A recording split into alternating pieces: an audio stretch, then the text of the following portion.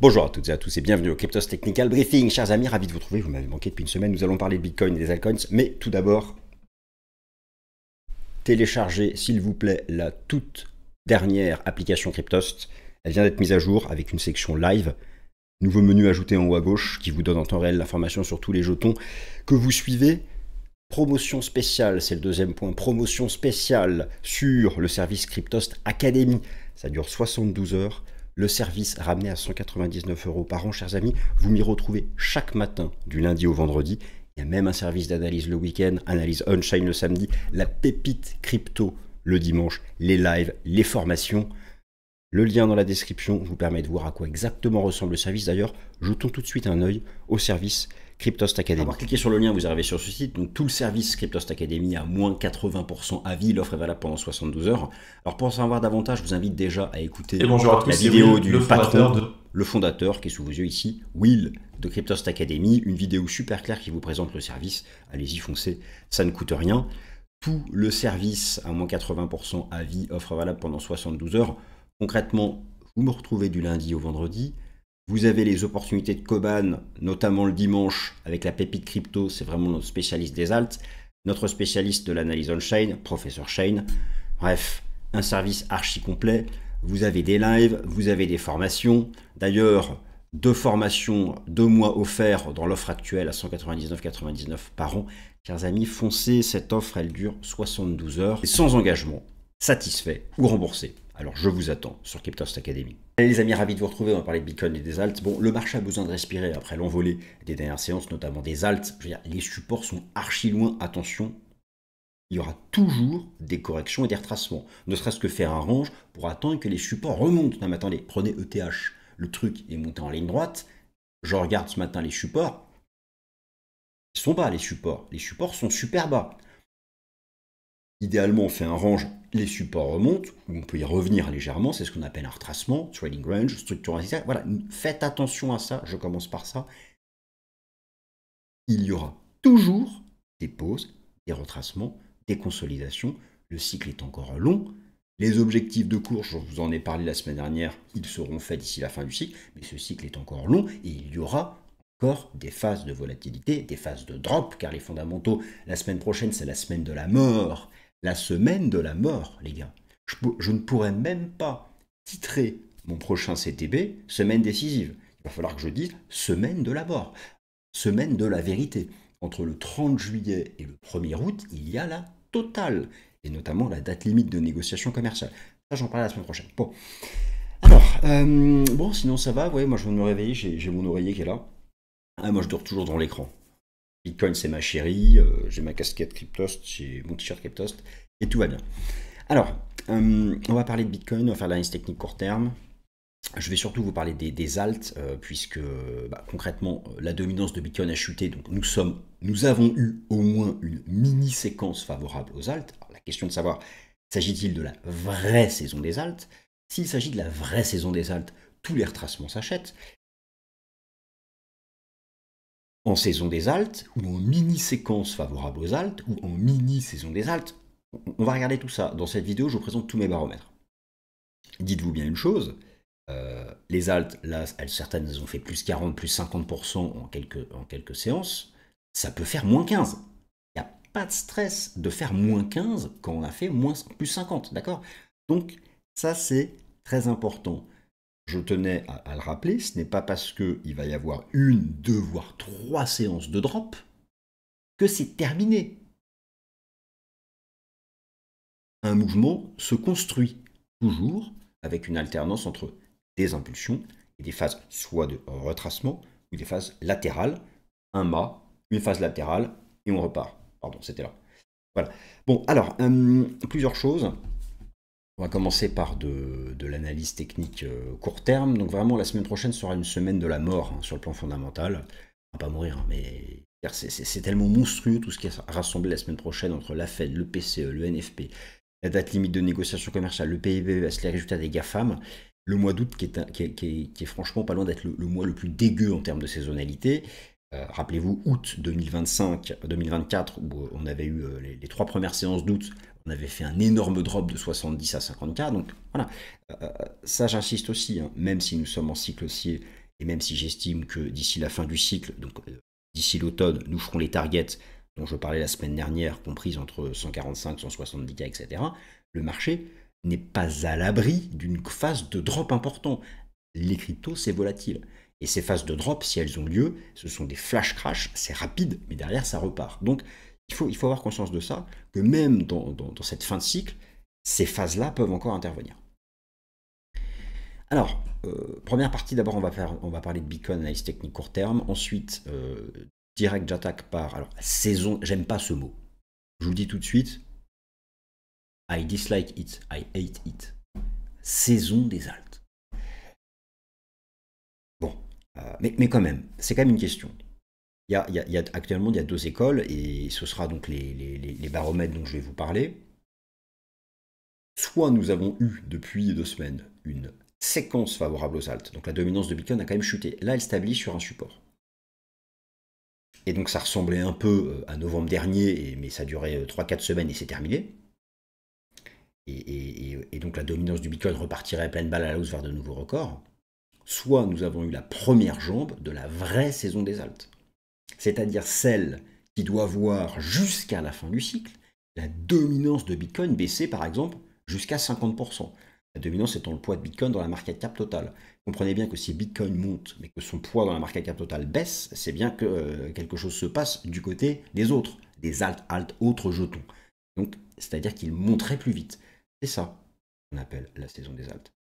Alors, moi, je vais vous présenter une dizaine de baromètres pour savoir si on est vraiment dedans ou pas, les signaux qu'il faut attendre. Alors, on commence par Bitcoin analyse technique court terme. Alors, le marché est dans une phase latérale entre les 115 et les 120K. Il y a une petite divergence ici en données journalières que je relève qui est assez propre. Donc attention, la séance du mardi 22 juillet n'était pas une séance de sortie de range.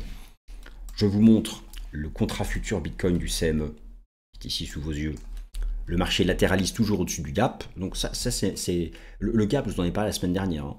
Je vous ai expliqué la semaine dernière que le premier scénario favorable, c'est de faire une phase latérale au-dessus du gap et avec le temps, en attendant les supports repartir à la hausse. C'est quoi attendre les supports?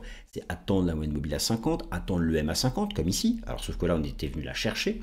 Attendre par exemple les supports dynamiques de l'Ishimoku. Donc vous voyez que la Tenkan est remontée, mais elle ne permet plus grand chose. D'ailleurs, regardez la ligne noire ici. La ligne noire, c'est le marché actuel en cours de clôture. C'est qu'un petit range. C'est qu'un petit range, les amis. On peut donc redescendre. C'est un petit range. C'est pas grave de faire un range entre 115 et 120. C'est pas grave là si on revient à 115. Et d'ailleurs même, il y avait l'autre option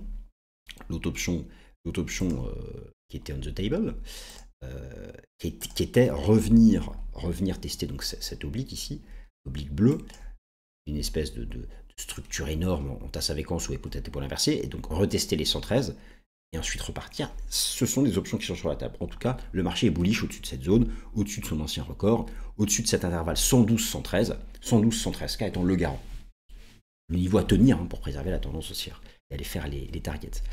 Donc là, à court terme, vraiment dans l'immédiat, attention à cette div, il faut qu'on l'épure. Donc l'épurer, c'est soit revenir à 50, soit passer sous ce creux là. Donc il faut quelques séances. Ça peut être revenir dans le bas du range et derrière repartir. Voilà. Ce qui est intéressant, c'est qu'on a le MA50, la SMA50 qui remonte. Idéalement, il y aurait un point de contact par ici qui permettrait derrière d'avoir une impulsion. Bon, ça me paraît quand même assez important d'arriver à se maintenir au-dessus du gap et puis derrière de pouvoir repartir. Vous avez ici, donc toujours pareil, dans la partie analyse technique, court terme, les bougies japonaises du cours du Bitcoin All Time History Index en données journalières. Vous avez cette ligne de tendance, vous voyez, donc en fait là, en faisant une dérive latérale, on l'attend. En H4, elle est là, vous voyez, donc alors on l'a plus ou moins testé, mais pas vraiment. D'ailleurs, en H4, le contrat futur se maintient au-dessus du Kumo. En fait, on n'a pas testé cette trend, donc je me dis qu'il faut peut-être d'abord la tester. Enfin, bon, en tout cas, voilà.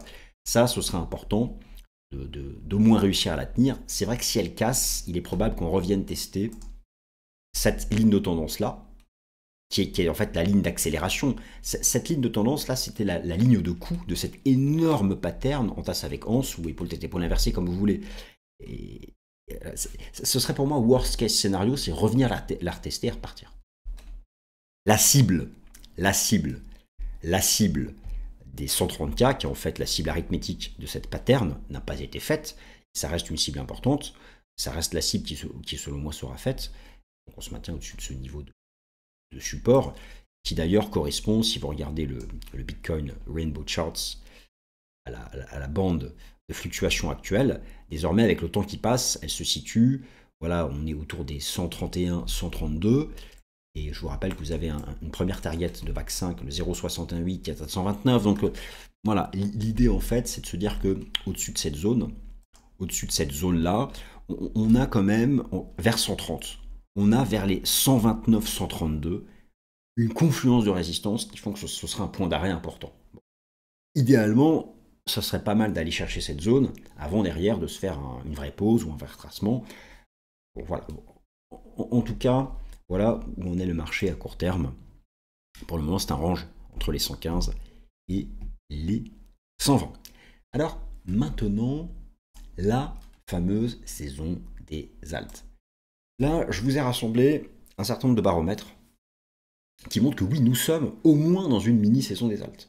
C'est-à-dire que sur la période, pas forcément tous les jours, vous le constatez comme moi, pas forcément tous les jours, les alts ont un meilleur comportement relatif que Bitcoin. C'est vrai que c'est beaucoup centré sur les majeurs, hein, puisqu'on a vu d'abord que c'est Ethereum qui a poussé à mort. Ethereum a besoin de marquer une pause, les supports sont loin. On a vu en début de semaine, notamment hier mardi, c'était Solana qui prenait le lead. Enfin, vous voyez, bon, le XRP est aussi tout en haut. Il y a même un réveil, il y a eu un réveil de certains meme coins, mais pas tous. Bon, chacun, il y a une sorte de rotation, mais globalement, premier baromètre, le repli de la dominance de Bitcoin. Sommes-nous dans une vraie saison des alts ou une séquence favorable aux alts? Là, regardez comme c'est passionnant. Le repli de la dominance de Bitcoin, c'est le repli du poids relatif de Bitcoin dans la market cap totale. Lorsque la dominance se replie et qu'on est en bull market, c'est donc une séquence favorable aux alts ou une saison des alts. Depuis le début du cycle, vous avez eu des moments assez courts. Par exemple, ici, c'était la victoire de Trump. Il y a eu 3 semaines favorables aux alts et puis elles se sont écroulées. Là, forcément, certains font le parallèle. On vient d'avoir 3 semaines favorables aux alts. À l'époque, on avait parfaitement rebondi sur ce support Kumo du système Ichimoku Weekly. Et beaucoup se disent, merde, ça y est, on vient de faire ce qu'on pouvait faire sur les alts, ça va repartir pleine balle à la hausse, c'est fini, il faut que je revende toutes mes alts. Bah, si c'est ce que vous pensez, revendez toutes les alts que vous avez achetées à 3 semaines et prenez vos profits pour remonter les stops. D'accord? Pour l'instant, première chose, le marché n'a pas testé le Kumo. Mais regardez ce qu'il teste. J'ai mis ici les ratios de retracement de toute cette phase de baisse. Et on voit bien le rôle à l'époque du 61,8 et du 78,6. Le 78,6, là, il y avait la divergence baissière. C'était mi-juin qu'il fallait passer all-in des alts avec la div. On a eu 3 semaines de baisse de la dominance, 3 semaines favorables aux alts. Ici, c'était donc la victoire de Trump, le support a agi, les alts sont revenus à la case départ. Là, c'est un peu différent. Vous voyez qu'en fait, on stabilise sur l'ancien 61,8, qui correspond, le 61,8 de retracement correspond à 60% de dominance. Tout le monde me suit. Là, on le tient. On n'a pas tout à fait testé le Kumo. On est en approche, c'est un niveau de support, c'est aussi ce changement de polarité. Là, moi, je ne serais pas surpris que effectivement la dominance se stabilise.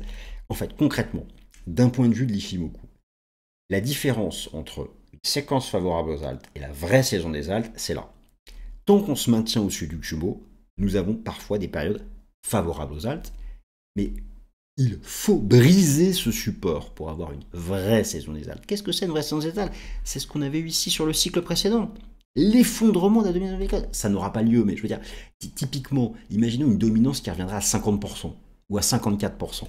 Ça, c'est une saison des alts. Et pour ce faire, il faut casser un support. Et il faut notamment casser le Kumo du système Ichimoku Weekly. Donc au stade actuel, oui, il y a la div, depuis le 78,6 de retracement, il y a beaucoup de choses. On a cassé la Kijun, d'ailleurs, tant qu'on est sous la Kijun, c'est bear.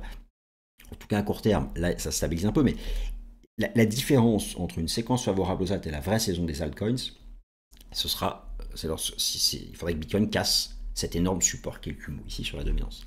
Alors, deuxième graphique qui est sur CoinGlass, ici le Alt Season Index, qui est vraiment propre. Ici la courbe verte, et à chaque fois donc avec une zone d'accumulation dans la partie basse. Et là, regardez en fait comme le signal était vraiment propre. Hein. On a fait la même phase d'accumulation dans la partie basse ici avant la victoire de Trump. Là, c'était la victoire de Trump et on a pumpé. Et là, on est ressorti par la partie haute. Donc là, nous sommes en phase favorable aux alt. Attention, nous sommes en phase favorable aux alt. Ça ne veut pas dire qu'elle monte tous les jours. D'accord, ça ne veut pas dire qu'elle monte tous les jours. Là, le machin peut un peu retracer. Mais le fait qu'on soit sorti par le haut de la zone basse fait qu'on peut viser la zone haute. Donc, est-ce que là, la séquence favorable aux alt est terminée? Non, elle sera on se posera la question qu'elle se termine lorsqu'on sera dans la bande supérieure. C'est-à-dire que là, on a fait la moitié du chemin. Donc, oui, là, nous sommes dans une mini-saison des alt. Ça ne veut pas dire que ça monte tous les jours, mais nous sommes dans une mini-saison des alt. Donc, les retracements se payent, d'accord?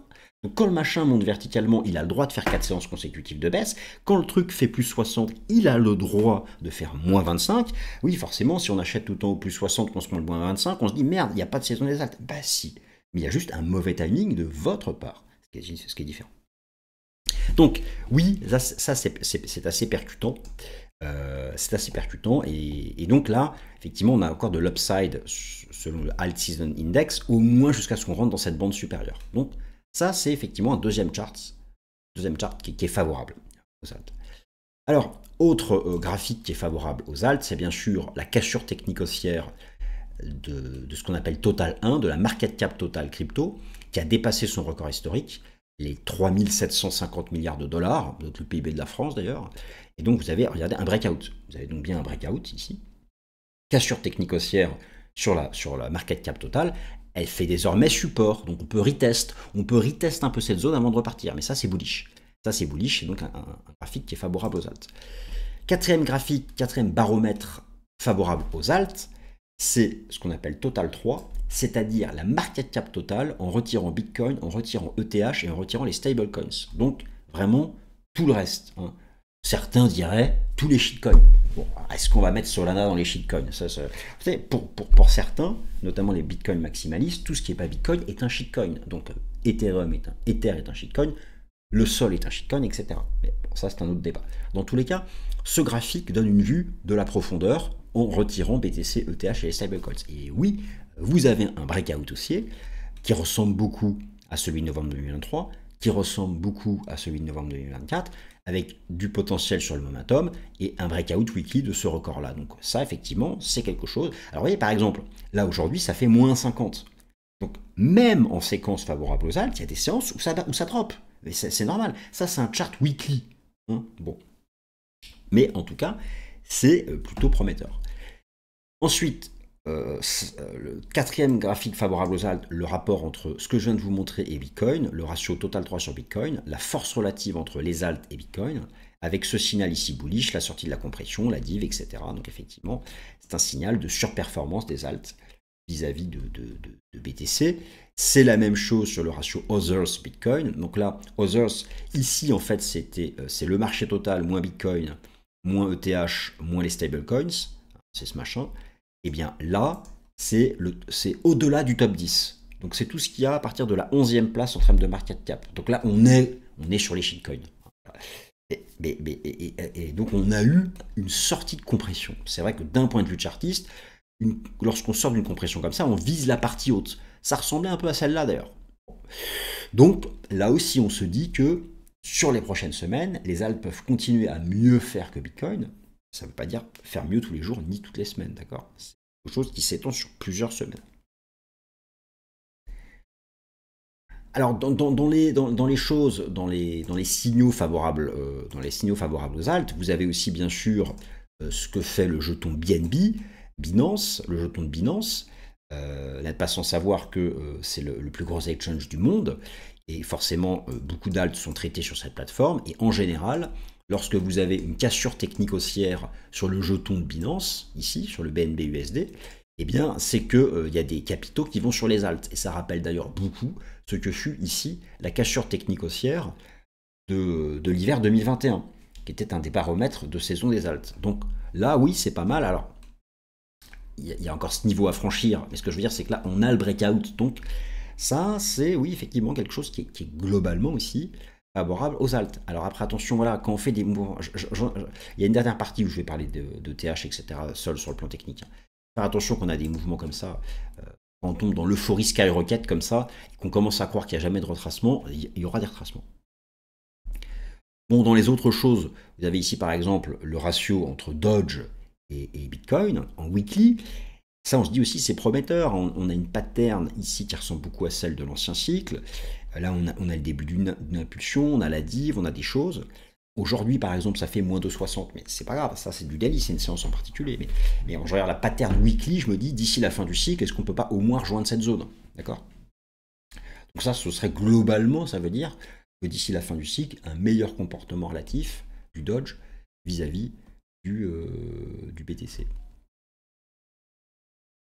Alors, je voulais vous montrer sur CoinGlass, Bitcoin, synthèse des outils de ce cycle. Donc ça, je vous renvoie vers la vidéo que j'ai fait la semaine dernière dans le Cryptos Technical Briefing, où j'ai fait un point complet sur les prix et le temps. Voilà, vous pouvez la reprendre. Mais je voulais vous montrer cette section. Cette section, elle se trouve sur le site CoinGlass. Vous l'avez ici, Market, Bull Market Peak Indicators. Vous avez ici les 30 baromètres de fin de cycle. Les 30 baromètres. Et actuellement, vous en avez 0 sur 30 qui tiquent. Lorsque vous avez 0 sur 30 qui tiquent, c'est qu'on n'est pas au fin de cycle. Lorsque vous allez commencer à en avoir 10 ou 15 sur 30 qui disent on est à la fin du cycle, ce sera peut-être le moment de tout revendre. Je les surveille tous les jours. Et j'ai mes favoris, et je vous les ai présentés la semaine dernière. Nous n'y sommes pas encore. Donc, cette section-là, allez sur le site CoinGlass, section Market, Bull Market Peak Indicator, et vous pourrez donc les suivre comme moi. Je termine par donc un point technique. Alors Bitcoin, je l'ai fait tout à l'heure. Un point technique sur les autres jetons. Alors Ethereum, attention, vous avez cette grosse résistance ici qui a été approchée. Oh là, pourquoi le truc n'est pas... Mince, le machin n'était pas mis correctement. Alors qu'on y est presque. Vous voyez, ça c'est... Le seuil d'explosion de TH, c'est faire sauter ça. Regardez le daily, ça peut pas sauter tout de suite, c'est pas possible.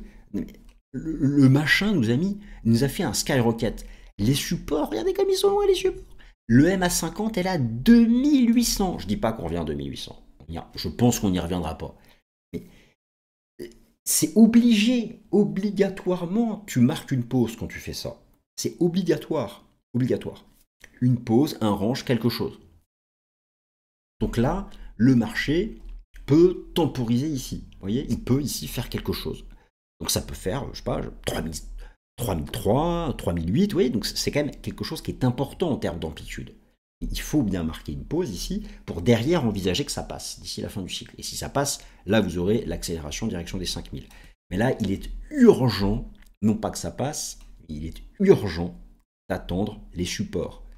C'est pareil sur le sol, qui lui nous fait un rattrapage relatif depuis quelques séances, pour lequel je pense que oui, nous reviendrons chercher 260 $.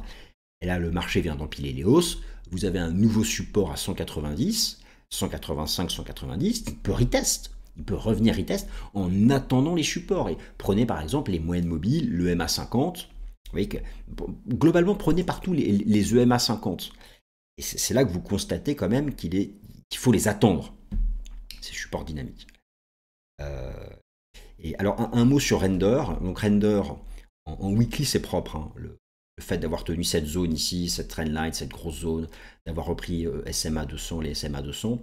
On a une espèce ici de config qui pourrait être une sorte d'impulsion range, impulsion, gros retracement zigzag et que ça reparte. Il ne faut pas s'emballer. J'aime bien ce qu'on fait en daily. Je pense que ça peut aller chercher les 5,50.